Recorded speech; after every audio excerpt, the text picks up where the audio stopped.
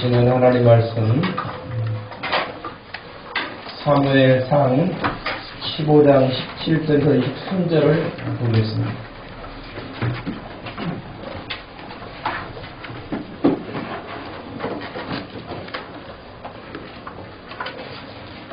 사무엘상 15장 17절에서 23절 말씀을 찾으셔서 같이 읽겠습니다.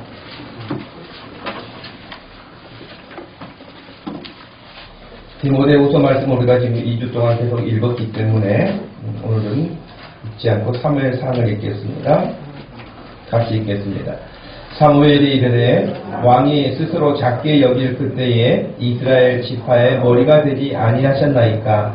여호와께서 왕에게 기름을 부어 이스라엘 왕을 삼으시고 또 여호와께서 왕을 길로 보내시며 이르시기를 가서 죄인 아말렉 사람을 진멸하되 다 없어지기까지 치라 하셨거늘 어찌하여 왕이 여호와의 목소리를 청종하지 아니하고 탈취하기에만 급하여 여호와께서 악하게 여기시는 일을 행하였나이까. 사울이 사무엘에게 이르되 나는 실로 여호와의 목소리를 청종하여 여호와께서 보내신 길로 가서 아말렉 왕 아각을 끌어왔고 아말렉 사람들을 진멸하였으나 다만 백성이 그 마땅히 멸할 것 중에서 가장 좋은 것으로 길갈에서 당신의 하나님 여호와께 제사하려고 양과 소를 끌어왔나이다 하는지라. 사무엘이 이르되 여호와께서 번제와 다른 제사를 그의 목소리를 청종하는 것을 좋아하신 같이 좋아하시겠나이까. 순종이 제사보다 낫고 듣는 것이 순양의 기름보다 나으니 이는 거역하는 것은 점치는 죄와 같고 완고한 것은 사신 우상에게 절하는 죄와 같음이라. 왕이 여호와의 말씀을 버렸으므로 여호와께서도 왕을 버려 왕이 되지 못하게 하셨나이다 하니. 아멘. 지난주에는 디모데후서의 말씀대로 하나님의 말씀은 곧 성경은 하나님의 감동으로 된 것으로 사람을 교훈하고 사람을 책망하고 사람을 바르게 해서 하나님의 사람으로 온전하게 하려고 우리에게 성경을 주셨다. 그러니까 늘 지금 배우고 있습니다. 우리는 이 시간을 통해서도 성경을 단순하게 성경을 가르치는 시간이 아니라 성경을 통하여서 내가 새로워질 수 있는 시간, 성경을 통하여서 내가 온전해질 수 있는 시간, 성경을 통해서 내가 하나님이 원하시는 사람이 되어지는 그런 사람이 되기 위해서 우리가 말씀을 전하고 가르침을 받는 거예요. 단순히 성경을 배우기 위해서 이 시간에 있는 게 아니에요. 여러분 성경 공부도 마찬가지예요. 성경을 왜 공부해요? 그 공부하면 뭐 학점이 잘 나옵니까? 아니면은 또 다른 어떤 일들이 있습니까? 그렇지 않습니다. 성경을 공부하는 것은 성경을 통해서 내가 하나님의 사람으로 더 온전해지는 그 일을 위해서 하는 것입니다. 지난주에 우리가 보았던 것처럼 하나님의 말씀대로 정말 이 16절에 있었던 말씀처럼 교훈을 받고 책망을 받고 자기의 잘못을 회개하고 돌이켜서 하나님이 기뻐하시는 사람으로 바뀌었던 다윗이라는 사람을 우리가 보았습니다. 그래서 오늘은 정반대에 있는 사람을 보려고 그래요. 이 사람도 하나님의 말씀으로 교훈도 받고 책망도 받았는데 다윗처럼 회개하고 하나님 앞에 온전한 길을 걷지 못하고 오히려 그렇지 않은 결과를 낸 참으로 안타까운 사람이 바로 오늘 읽었던 본문에 나오는 사울이라고 하는 이스라엘의 초대 왕이었습니다.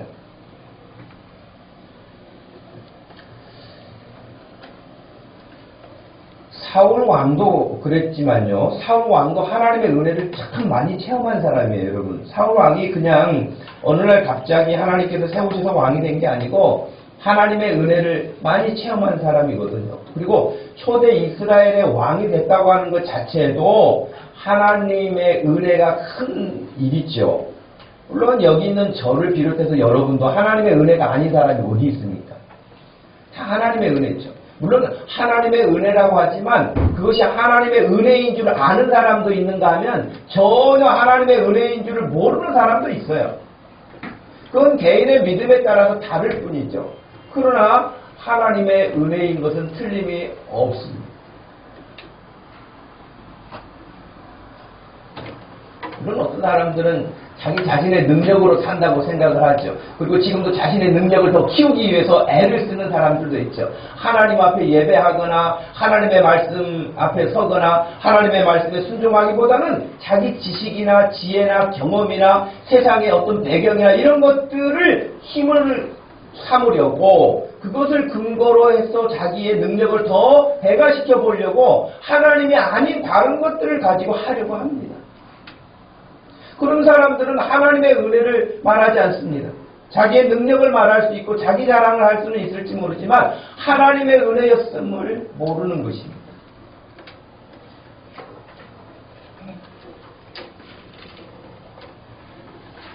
어떤 사람은 태어날 때부터요, 참 어려운 질병을 안고 태어난 사람도 있어요.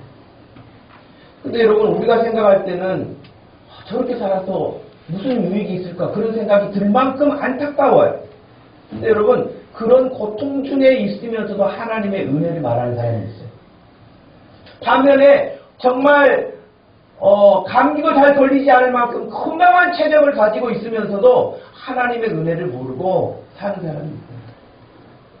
어떤 사람은 굉장히 넉넉한 재산을 가지고 사는 사람이 있는가 하면 어떤 사람은 정말 열악한 환경에서 사는 사람도 있어요.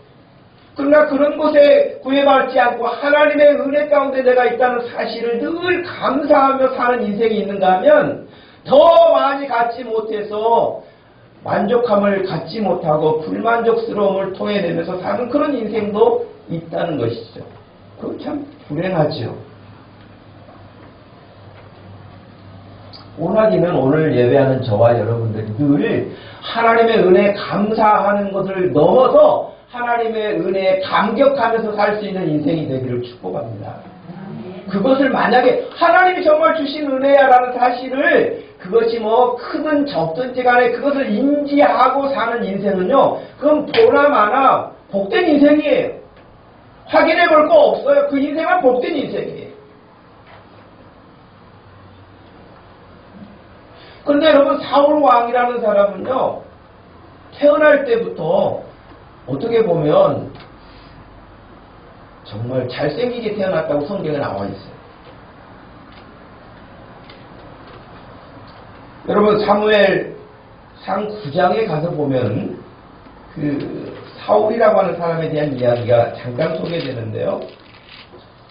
사무엘상 9장 1절 여러분 가서 보시겠습니까? 사무엘상 1장 조금 앞으로 넘기자고 보시면 1절과 2절만 한번 읽어보십시오. 1절과 2절입니다. 시작.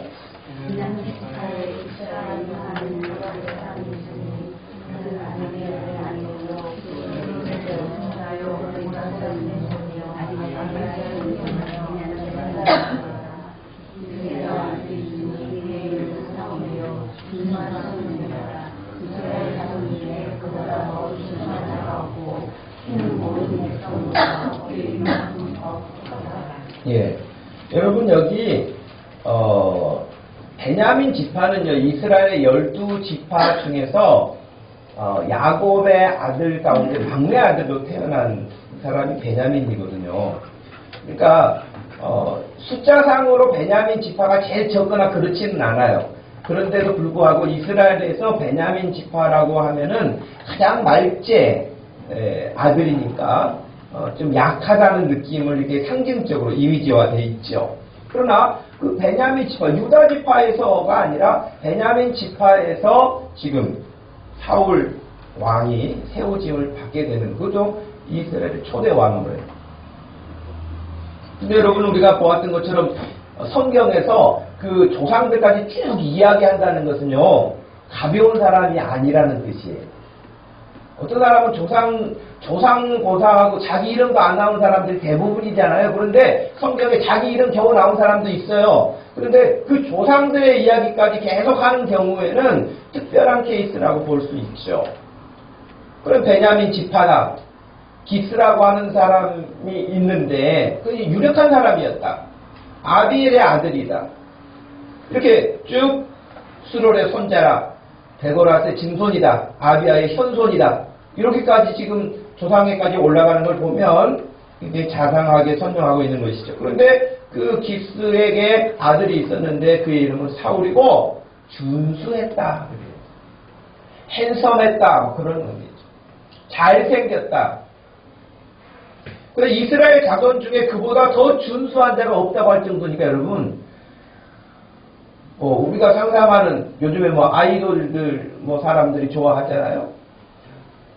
아, 정말 멋지게 생겼다, 잘생겼다, 뭐 등등 칭찬을 할 만큼. 그래서 사울이라고 하는 이 소년은 그보다 더 준수한 자가 없고 키는 모든 백성보다 어깨 위만큼 더 컸더라. 이 어깨 위에 더 거의 한 30cm 이상은 더 컸다는 거예요. 그러니 키도 크지, 준수하게 생겼지. 그게 얼마나 사람들에게 이목이 이렇게 집중이 됐겠습니까? 눈길을 끌만 하겠죠.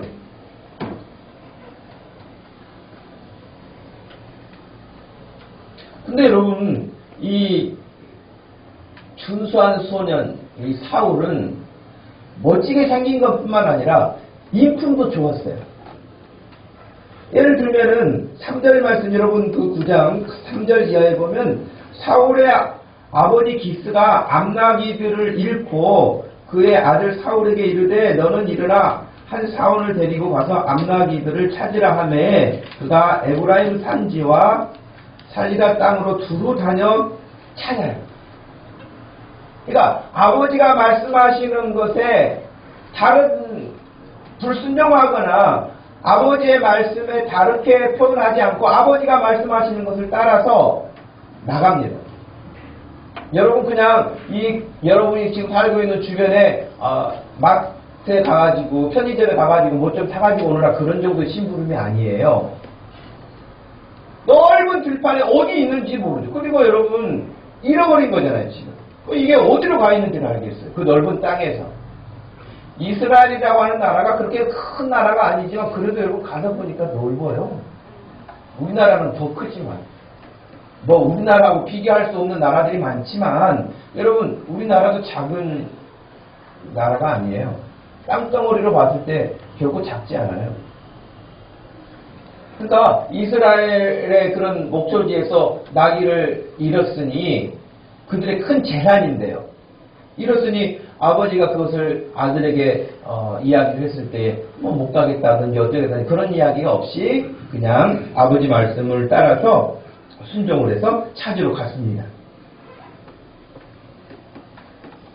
근데 찾아보았지만은 찾지 못하고 사알림 땅으로 두루 다녀보았으나 그곳에는 없었고 베냐민 사람의 땅으로 두루 다녀보았으나 역시 찾지 못했다는 거예요. 이것저것을 다 돌아다녔는데 찾지 못했어요. 그때에 5절에 보니까 이렇게 이야기를 합니다. 사울이. 그들이 숲 땅에 이제 이르게 됐는데 사울이 함께 가던 사환에게 이르되 돌아가자. 지금 아무리 여기저기를 돌아다녀도 찾지 못하고 있는데 돌아가자. 내 아버지께서 암나기 생각은 고사하고 우리를 위하여 걱정하실까 두렵다. 그렇게 말을 했어요. 나기도 큰 재산이잖아요. 그러니까 암나기이기 때문에 또 새끼를 이렇게 낳을 수 있고 재산이 증식될 수 있는 건데 그건 굉장히 중요한 것은 틀림이 없는데 나기는 고사하고 아버지가 아들을 잃어버릴까 봐 더 걱정할 수도 있으니 그냥 돌아가자고 그런 이야기를 하는 것이에요. 그런 걸 보면 여러분 아버지 앞에 이 사울의 태도나 심성은 나는 좋다고 보여요. 여러분 그쵸? 좋아 보여요. 근데 더 좋은 모습이 또 나오는데요. 이제 돌아가자 그러니까 사환이 6절에 이렇게 말을 해요. 보소서 이 성읍에는 하나님의 사람이 있는데 존경을 받는 사람이라 그가 말한 것은 반드시 다 응하나니 그리로 가십시다. 그가 혹시 우리가 갈 길을 가르쳐 줄지도 모릅니다. 라고 그 사환이 사울에게 이제 건의를 해요. 그랬을 때 7절 말씀에 사울이 그 사환에게 이렇게 말합니다. 우리가 가면 그 하나님의 사람에게 가면 그 사람에게 무엇을 드릴 게 있느냐? 아무것도 없지 않느냐? 우리 주머니에 먹을 것이 다하였으니 하나님의 사람에게 드릴 예물이 없다. 여러분 신앙까지 좋아요. 잘생겼죠? 사람들이 다 사랑을 받을 만큼의 그렇죠? 아버지 말씀 잘 듣죠? 근데 신앙까지 좋다고요. 굉장히 멋진 청년이라고 보여집니다.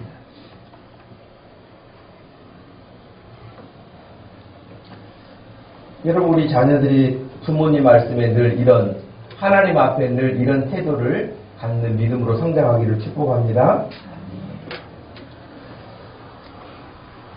근데 여기에 이제 이런 상태에서 하나님의 은혜까지 그가 듬뿍 누리게 돼요.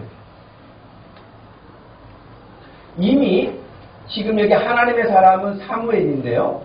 사무엘에게 사울이 가기 전 하루 전에 하나님께서 사무엘에게 먼저 이야기를 해주세요. 내일 이맘때에 누가 올 것이다 라고 말씀을 해주셨어요. 그리고 그 앞나기도 찾게 돼요. 그러면서 16절 보니까 내일 이맘때에 내가 베냐민 땅에서 한 사람을 너에게로 보내리니 너는 그에게 기름을 부어 내 백성 이스라엘의 지도자로 삼으라. 그가 내 백성을 블레셋 사람의 손에서 구원할 것이다. 내 백성의 부르짖음이 내게 상달되었으므로 내가 그들을 돌보았노라 하셨더니 사무엘이 사울을 볼 때에 여호와께서 그에게 이르시되 보라 이는 내가 너에게 말한 사람이니 이가 내 백성을 다스리리라 하시니라. 그러니까 하나님께서 미리 이렇게 이야기를 해주셔요. 참 신기한 부분들이죠. 하나님의 여러분 인도하심을 받는 것. 제가 지난주에 그 헌신 예배를 갔잖아요. 그 교회 헌신 예배를 물론 이제 60세 넘으신 분들 여성 헌신 예배였어요. 근데 이제 뭐 말씀 다 전하고 이제 원고에는 없었는데 마지막 마무리를 해야 되는데 갑자기 뭔가 또 이야기를 더 해야겠다는 생각이 저에게 들었어요. 그래서 제가 그런 이야기를 했죠. 여기 이제 60이 넘으셨으니 교회를 섬기면서 꼭 주의해야 될 거 한 가지만 제가 더 말씀을 드릴게요. 이거 제가 생각지도 안 했는데 그 자리에서 말이 나왔어요. 연세가 이제 있으시니 한 가지만 부탁한다면 한 말 잊어먹고 또 하고 한 말 또 하고 그것만 안 하면은 은혜 생활을 더 잘할 수 있을 겁니다. 그랬거든요. 그 사람들이 막 웃어요. 그 이제 예배가 끝나고 이제 다과를 같이 나누고 있는데 그 담임 목사님이 그래요. 목사님, 진짜 목사님이 말씀하신 것처럼 어제 한 권사님 다른 권사님한테 한 이야기 또 하고 한 이야기 또 하고 그래가지고 시험 들어가지고 대판 싸웠어요. 근데 그분이 안 나올 줄 알았는데 오늘 왔네요. 그러더라고요. 그 제가 그 싸웠는지 어땠는지는 어떻게 알겠어요. 그냥 어느 순간에 하나님께서 그 이야기를 아마 거기에 그 사람이 필요했을 거라고 저는 생각을 해요. 저는 모르죠. 그 이야기를 제가 왜 하게 됐는지. 그러니까 하나님이 그 이야기를 하도록 하시는 거예요. 그러니까 하나님은 정말 내가 생각지 않은 방식으로 내게 이야기를 하세요. 여러분들 항상 하나님을 향해서는 여러분에게 좋은 표현을 하든 나쁜 표현을 하든 칭찬을 하든 어떤 걸 하든 항상 안테나를 열어놓으시기를 바래요. 제가 언제 성경 공부하면서 그런 이야기 했죠. 그 한 자매가 상담학을 공부하는데 30이 넘은 거예요. 근데 대학원 다니면서 공부하고 이러니까 엄마가 이제 방학 동안에 집에 내려간 딸에게 이야기를 한 거예요. 공부 그만하고 시집이나 가라. 그렇게 딱 이야기를 싹 붙인 거예요. 그런데 이제 계약을 해가지고 2학기 때 올라와서 방학 동안에 무슨 일들이 있었느냐 이렇게 쭉 이야기를 하는데 다 이야기하면서 그 자매가 하는 말이 아니 어머니가 그냥 저한테 그렇게 시집에 나가지고 공부는 무슨 공부냐 30 넘도록 그러면서 이야기를 하셨다고. 그랬더니 그때 그 교수님이 하신 말씀이 어머니의 그 목소리가 하나님의 음성일 줄 누가 아느냐 그랬어요. 비록 어머니가 책망하는 것처럼 그리고 어머니가 마땅히 지나가는 것처럼 이야기하지만 하나님이 어머니를 통해서 그렇게 이야기하실 수 있다. 여러분 믿습니까? 하나님은 정말 다양한 방법으로 우리에게 말씀하실 수 있다는 거예요. 열어놓으셔야 돼요. 그 다음은 하나님께서 사무엘에게 그렇게 미리 알려주셨어요. 그리고 지금 오고 온 사람이 바로 내가 어제 말했던 그 사람이라고 이야기를 해주신 것입니다. 근데 여러분 기도하고 믿음으로 살다 보면은요 이런 유사한 일들은 꽤 많아요. 우리 삶 가운데서 크게 아니라 할지라도 일어납니다.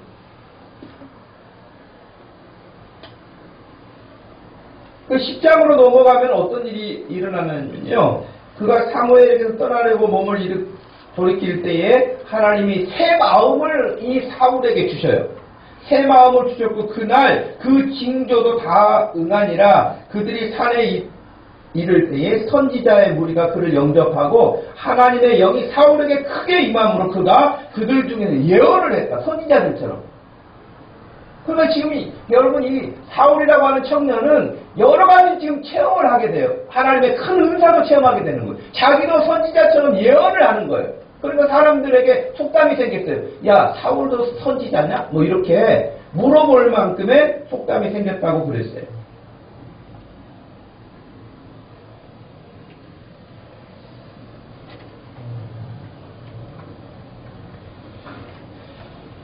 이런 상황에 지금 사울이니까 어떻게 보면 믿음 생활 아무 어려움이 없이 지금 줄곧 잘 해오는 거잖아요. 그렇죠? 물론 그 중간에 여러 가지 이제 이야기들이 있습니다만은 그 이야기는 생략을 하고요.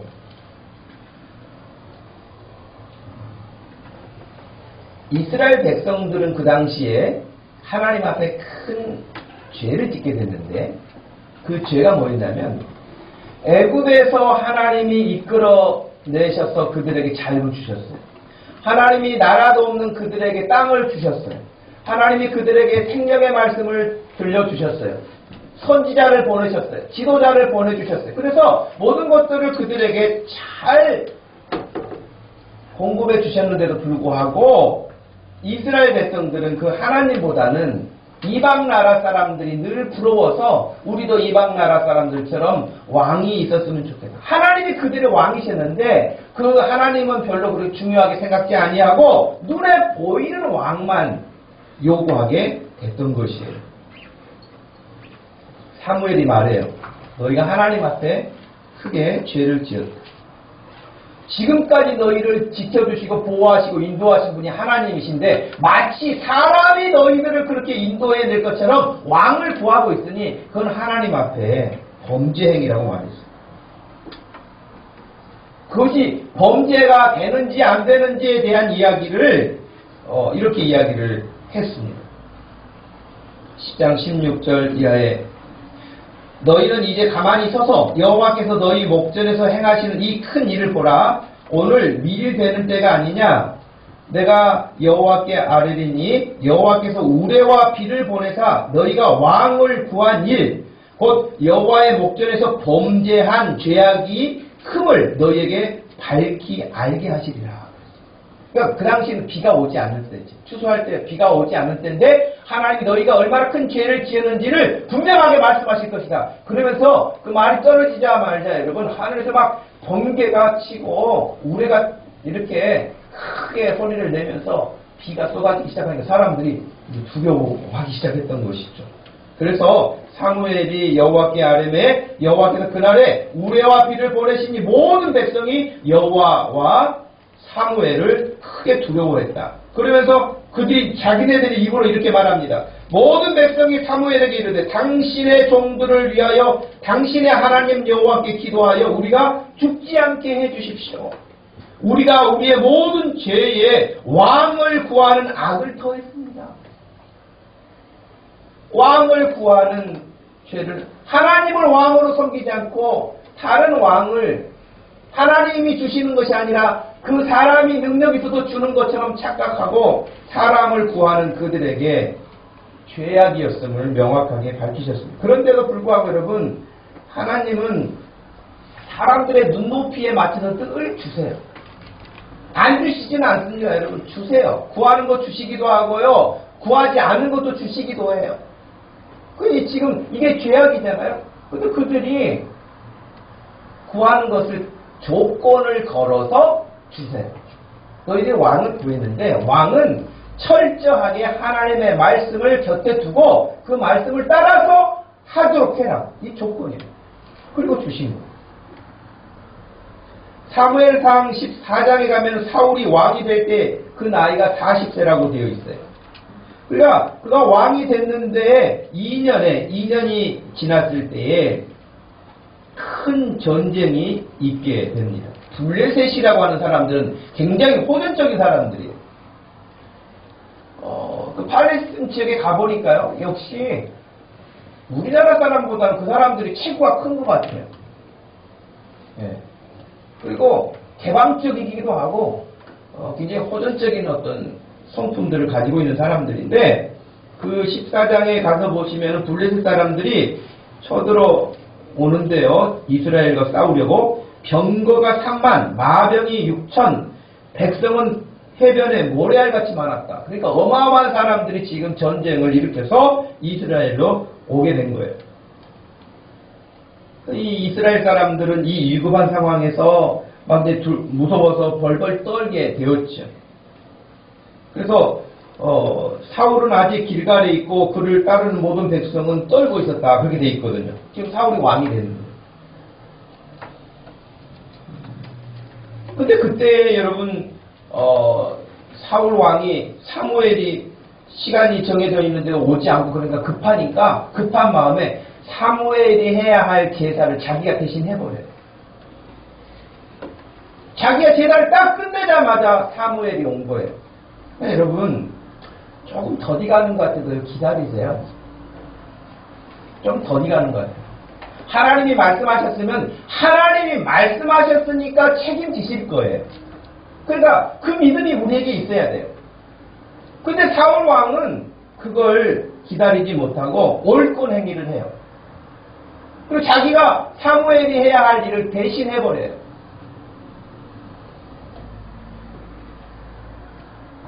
나중에 사무엘이 물어봅니다. 왜 이런 일을 행했습니까? 라고 말하니까 백성이 사울에게서 흩어지기 때문이었다고 말합니다. 백성은 내게서 11절에 흩어지고 당신은 정한 날에 오지 아니하고 블레셋 사람은 믹마스에 모였음을 내가 보았으므로 이에 내가 이르기를 블레셋 사람들이 나를 치러 길갈로 내려오겠거늘 내가 여호와께 은혜를 간구하지 못하였다고 부득이하여 번제를 드렸습니다. 라고 말해요. 그러니까 부득이하게 했다고 그렇게 이야기를 합니다. 그리고 여러분 오늘 우리가 읽었던 15장의 사건이 이제 나오는 거예요. 15장 1절에 보니까 사무엘이 사울에게 이르되 여호와께서 나를 보내어 왕에게 기름을 부어 그의 백성 이스라엘 위에 왕으로 삼으셨은즉 이제 왕은 여호와의 말씀을 들으소서. 그래. 왕이 해야 할 가장 첫 번째는 여호와 하나님의 말씀을 들어야 했던 거예요.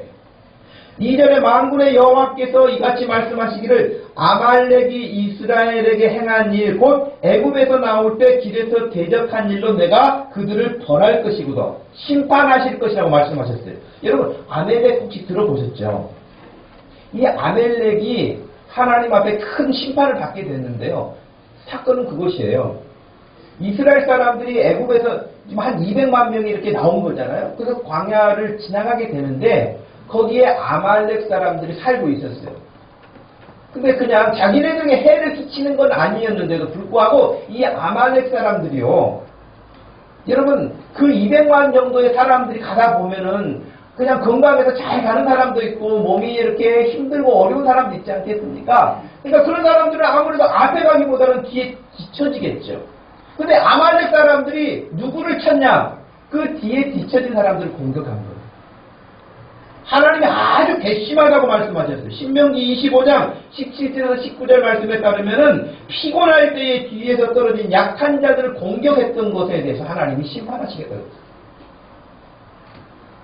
여러분 요즘에 우리나라 막 갑질 때문에 난리잖아요. 갑질.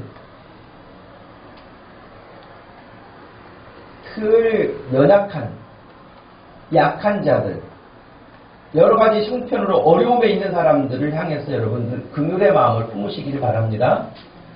갑질, 조금 내가 나은 지위에 있다 그래서 함부로 하는 것, 그건 어리석은 일이죠. 그리고 하나님은 늘 어디에 마음이 가 계시는가? 나그네, 고아, 과부, 어려움에 있는 사람들에게 늘 마음이 가 계십니다. 여러분, 부모님들 가운데 그러신 분들 계시죠? 연세가 이제 80이 되고 이런 어르신들 보면 뭐 7남매, 8남매 자녀들이 이렇게 있어서 용돈을 예를 들면 드려요. 부모님에게 용돈을 드리면 그 용돈 쓰지도 않고 꼬박꼬박 모아놔가지고 제일 자기가 보았을 때 어렵게 산다고 하는 자식에게 다 줘요. 근데 그 자식은 어떤 자식이냐? 맨날 말썽 피운 자식이에요. 대부분. 말 안 듣고 말썽 피우고 그냥 이렇게 대충 살다가 가라는 거예요. 그러니까 형제들이 볼 때도 얄미운 점도 있어요. 근데 형제들 마음에는 얄미워. 근데 어머니 마음에는 제일 안타까운 거예요. 이건 어쩔 수가 없는다. 그래 어머니 쓰시라고 드렸는데 그 다 모아가지고 그 집 뭐 애들 뭐 학교 갈 때 쓰라고 준다든지 또 돈이 없다니까 준다든지 그래서 어떻게 보면 그 마음은 누구를 닮았냐? 하나님을 닮은 거예요. 그가 하나님을 믿는 사람이건 안 믿는 사람이건 하나님을 닮은 성품이 남아있는 거예요. 하나님은 늘 어려움에 있는 사람들에 대해서 긍휼의 마음이 크세요. 그런데 그런 사람들을 그냥 내비쳤으니 얼마나 하나님이 화가 나시겠어요.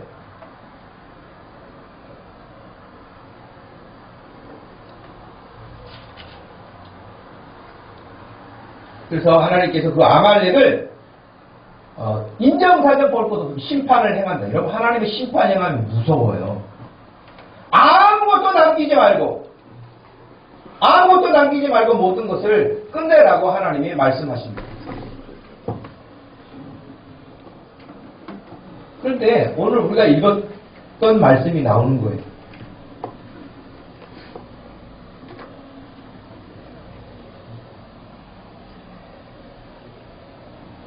분명히 18절 말씀에 여호와께서 왕을 길로 보내시며 이르시기를 가서 죄인 아말렉 사람을 진멸하되 다 없어지기까지 치라 그랬어요. 근데 19절에 그랬잖아요. 어찌하여 왕이 여호와의 목소리를 청정하지 아니하고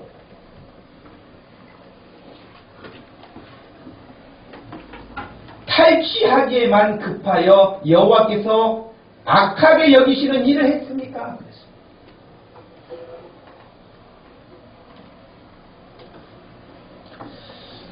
여러분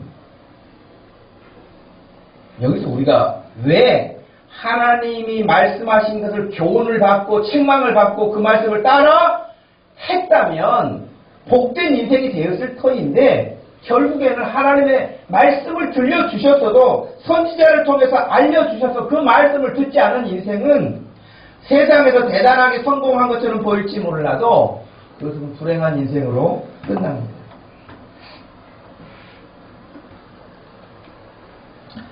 사울이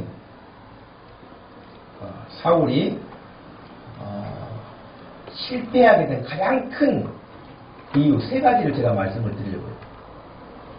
그 첫 번째가 뭐냐? 잠언 29장 25절 말씀에서도 사람을 두려워하면 올무에 걸리게 되거니와 여호와를 의지하는 자는 안전할 것이다 그랬어요. 근데 사울 왕은 첫 번째 사람을 두려워했어요. 사람을 두려워했어요. 아까 사무엘이 오기 전에도 자기가 제사를 드려버렸잖아요. 그때 왜 그랬다 그랬어요? 백성들이 흩어지니까. 백성들이 전쟁에서 같이 싸워줘야 되는데 백성들이 흩어지니까. 그러면 지금까지 이스라엘이 전쟁에서 사람의 숫자로 이겼었습니까? 그렇지 않았어요. 하나님이 그들을 대신해서 싸워주셨고 그들을 구원해 주셨지 자기들의 전술이나 자기들의 전략이나 자기들이 가지고 있는 무기로 이긴 게 아니에요. 그러면 사울왕이 백성들이 정말 두려워서 도망간다 할지라도 하나님을 붙잡았으면, 그 백성들을 붙잡으려고 번제를 드리는 것이 아니라 하나님을 붙잡았으면 그는 살았을 거예요. 근데 백성들이 흩어지니까 부득이하여 두려운 마음에 그런 거예요. 여러분, 빌라도가 어떻게 해서 예수님을 십자가에 처형하라고 내어줬습니까? 밀란이 나는 것을 두려워했다는 거예요. 백성들이 시위를 할까봐 두려워했다는 거예요. 그럼 백성들이 지금 팔레스틴 지역에서 시위가 일어나면 로마에서 볼 때 왜 빌라도 네가 다스리는 그 지역에서는 그렇게 자꾸 시위가 일어나느냐? 그런 소리 들으면 저기가 정치적으로 불리하니까 백성들이 원하는 대로 해준 거예요. 백성들을 두려워한 거예요.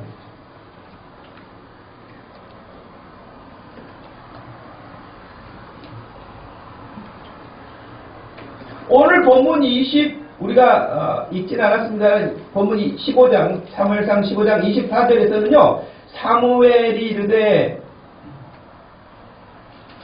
이제, 왜 이렇게 불순종했습니까? 라고 추궁하고, 왜 번제와 다른 제사를 그 목소리를 청종하는 것을 좋아하는 것처럼 총하시겠습니까? 라고 쭉 이야기를 하면서 이야기를 했어요. 그때 24절에 사울이 대답합니다. 내가 범죄하였습니다. 내가 여호와의 명령과 당신의 말씀을 어긴 것은 교훈과 책망과 바르게 한다고 했는데 그것을 어겼다는 걸 듣지 아니하고 그것은 내가 백성을 두려워하여 그들의 말을 청종했기 때문입니다. 사람을 두려워.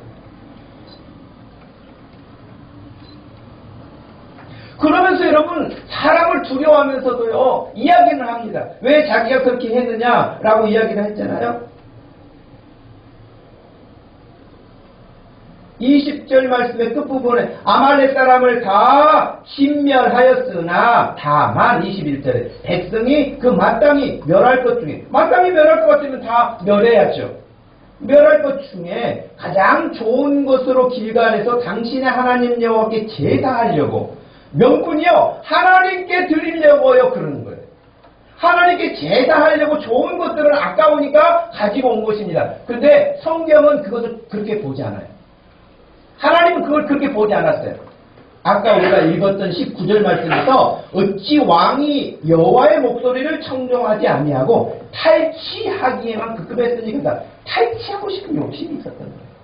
하나님의 이름을 명분으로 내걸었지만 그 속내는 탈취하고 싶은 마음, 좋은 것을 보니까 아까운 거야. 버리기가 아까운 거야.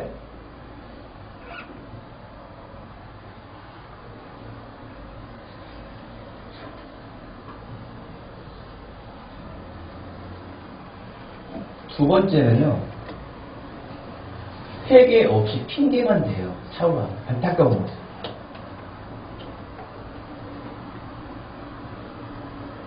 제가 죽일 놈입니다. 제가 잘못했습니다. 저 용서해 주세요. 한 번만 용서해. 이렇게 나가지 않아요. 계속 핑계가 누구를 댑니까? 백성들이에요. 지금 여러분에게 읽어드렸던 말씀에서 그랬잖아요.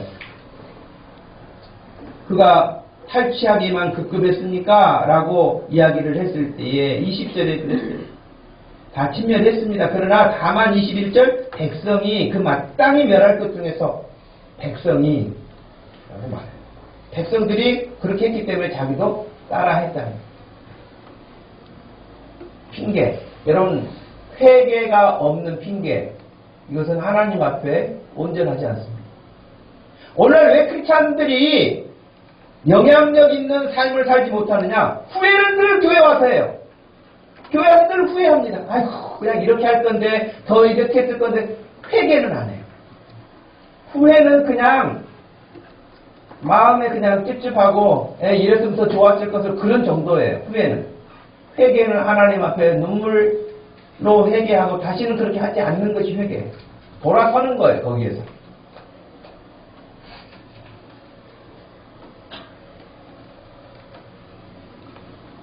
다윗과 사울의 분기점이 되는 것이 바로 이거예요. 다윗은 회개했어요.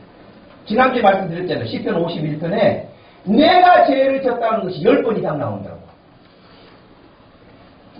발세라가 저를 유혹했습니다. 그렇게 하지 않아요. 그날따라 제가 컨디션이 그래서 그렇게 말하지 않아요. 내가 죄를 졌다고 인정해요. 내가 죄를 지었다고 시편 51편에 10번 이상은 그렇게 말합니다. 회개하는 사람은 다른 사람 말하지 않고 내가 잘못했다고 말해요. 회개가 없는 사람, 핑계거리만 찾는 사람은 내가 아니라 항상 다른 사람에게 있어요. 다른 사람이 누가 어쨌기 때문에 저렇기 때문에 그럴 수밖에 없었다는 식으로 말합니다.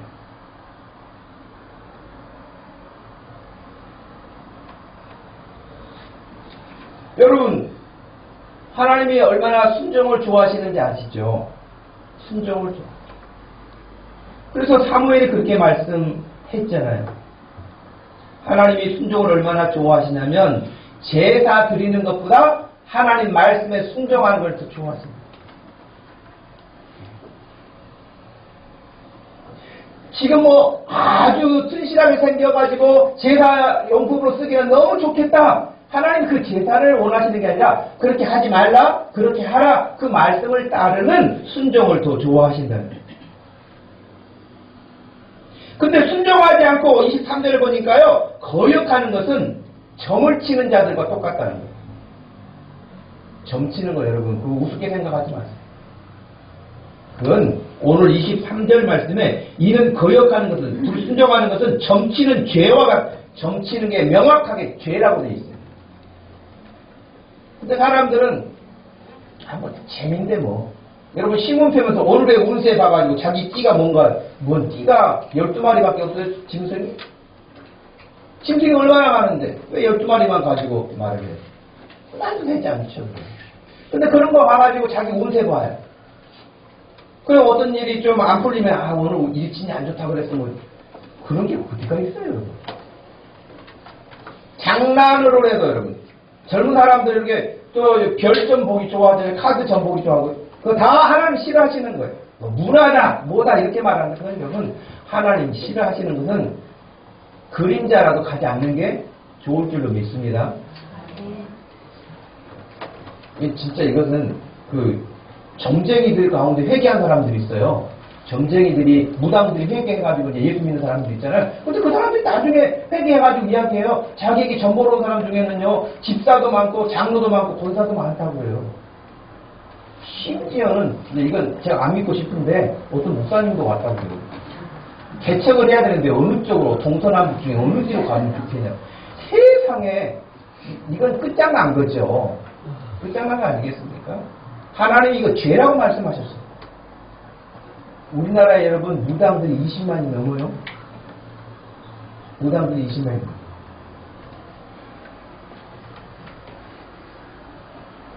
그러니 정치는 죄와 같고 완고한 것은, 고집 피우는 것은 사신 우상에게 절하는 죄와 같다. 하나님은 순정을 좋아하신다고 명확하게 밝히셨어요. 그런데 순정하지 않고 회개 없고 핑계만 대는 것은 희망이 없어요. 원인 제공자가 백성들이었다고 어쩔 수 없다고 계속 그 이야기만 하고 있습니다. 마지막 세 번째는 뭐냐면 자신의 체면만 생각해. 끝까지 자기 체신만 생각하는 거예요.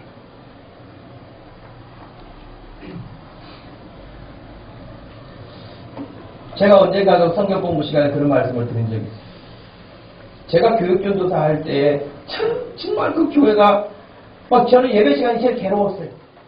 왜? 하나님의 말씀을 제가 어린 나이에 보았을 때도 이건 성경을 가르치는 게 아니라 이게 도대체 이게 뭐하는 소리야 할 만큼 말도 되지 않는 그런 것 때문에 속상했거든요. 괴롭고. 제가 그 교회를 사임하게 되면서 아주 저를 잘 대해주셨던 그 장로님, 부인, 집사님이 계셨어요.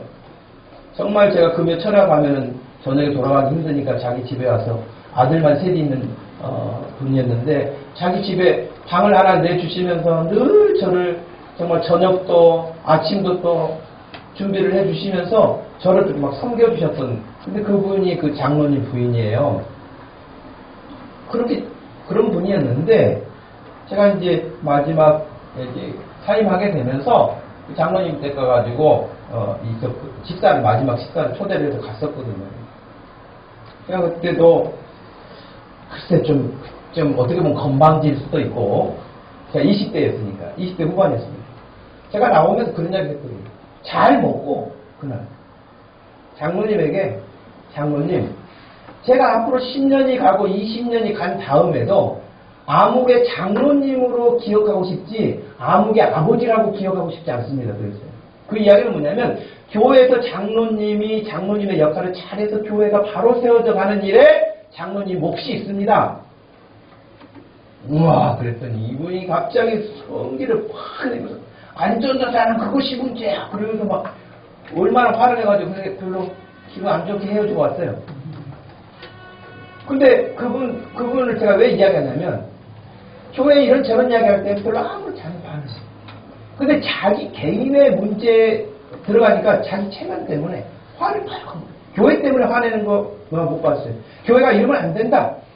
교회가 바르게 가야 된다. 이런 것 가지고 고민하지 않아요. 자기 체면에서. 사울이 그랬어요. 자기 체면. 그래서 지금 어떻게 하냐면 사울이 하나님의 말씀을 사무엘에게 듣고 거기 잔뜩 나온 거예요. 거기 잔뜩 나가지고 그러면 선지자님 나랑 같이 좀 가서 제사 좀 드립시다. 근데 여러분 그때 어떤 이야기를 한지 아세요?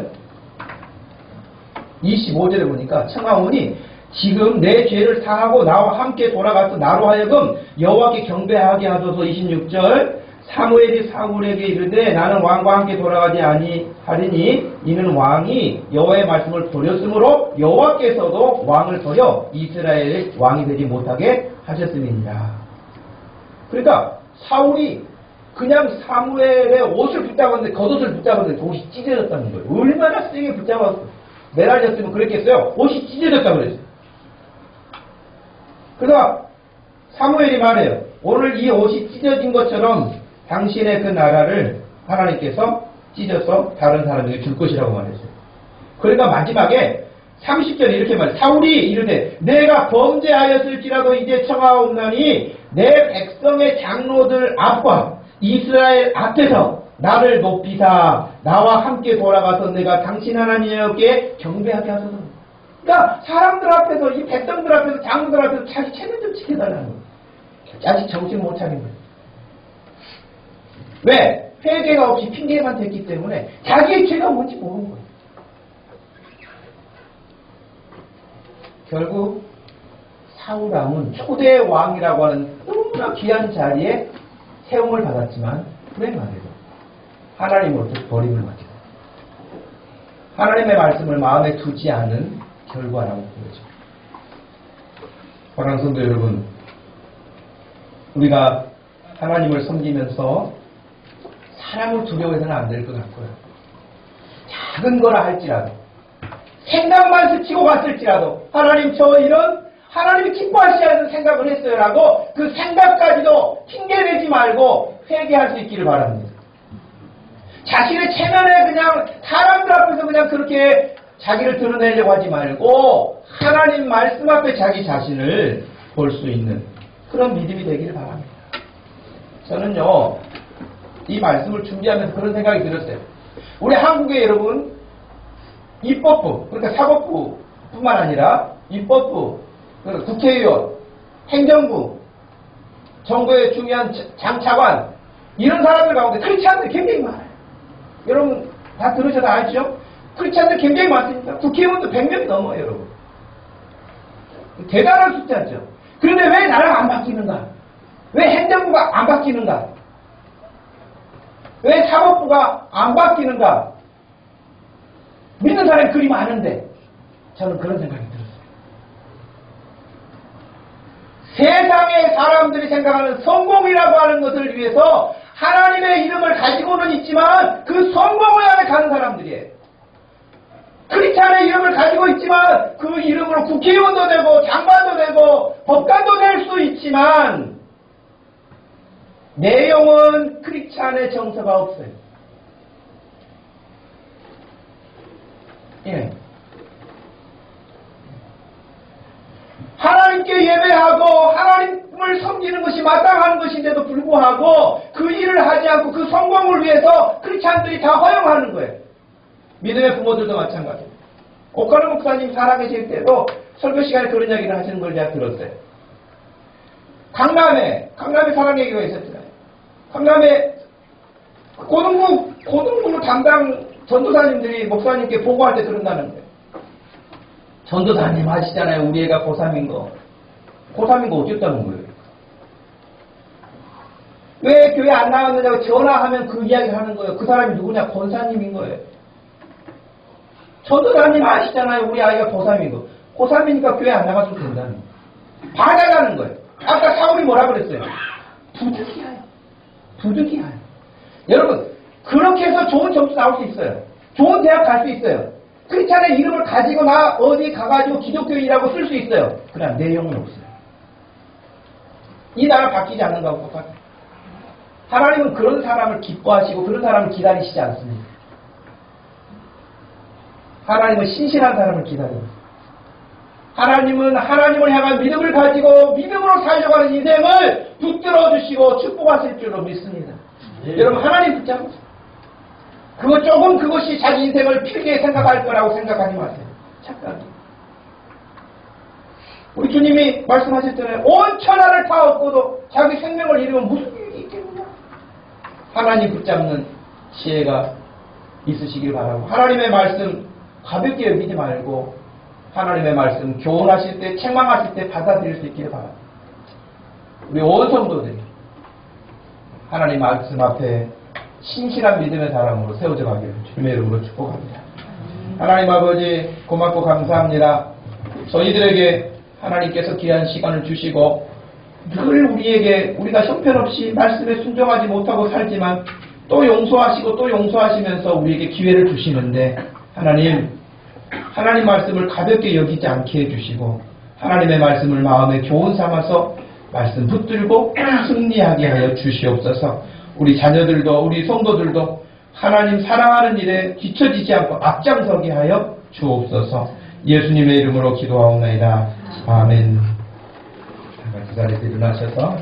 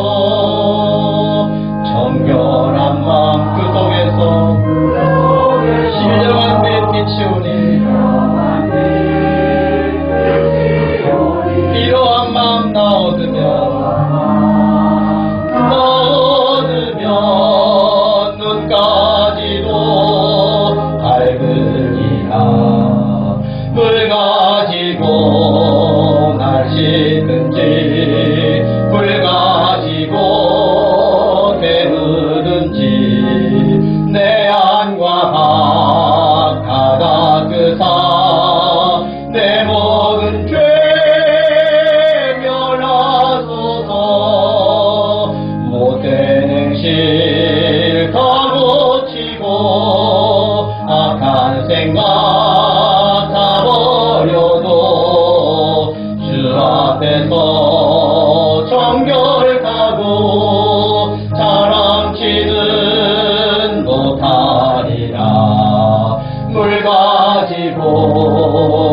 씻든지 불가지고 태우든지 내 안과 악하다 그사 내 모든 죄